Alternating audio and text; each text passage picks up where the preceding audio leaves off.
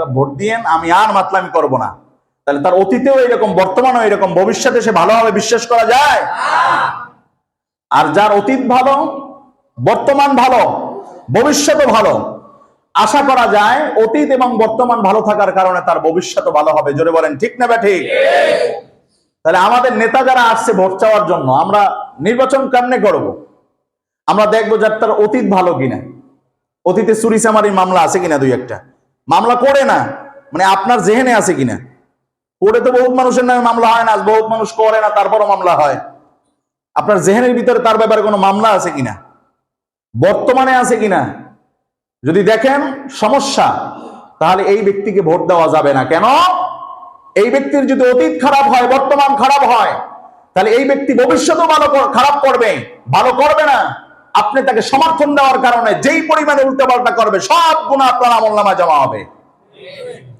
কেননা আপনি সমর্থন দিয়েছেন বিদেই তো সে চুরি করার জায়গায় বসছে। আপনি সমর্থন না দিলে তো ওই জায়গায় যাইতেও পারতো না, চুরিও করতে পারতো না। কথা ঠিক না? আমি ধৈর্য একজনের নিয়ে আইছি, ভাই এই ব্যক্তিটা খুব ভালো, আমার ভাই হয়, টাকা টাকা ধার টার চাইলে দিয়েন। এখন 2 লাখ টাকা ধার একজনে নিয়ে মারি রেখে চলে গেছে। কারে ধরবেন? আমার ধরবেন না? কে আমার ধরবেন? আমি কি জানি নাকি আমি টাকা নিছি? আমি কিছু জানি? আমি টাকা নেই নাই তো, টাকা তো নিছে আর একজন, আমাকে ধরবেন কেন? আমি তো তাকে সমর্থন দিছি। জোরে বলেন কথা ঠিক না ঠিক?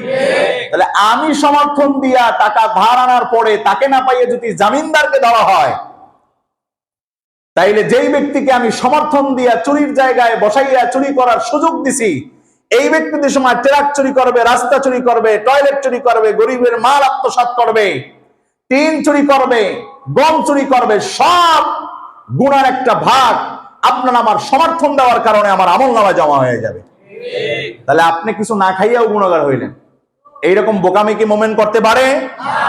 এরকম বোকামি আমরা করব না। যে ভালো তাকে সমর্থন দিবেন, ঠিক আছে না ইনশাল্লাহ?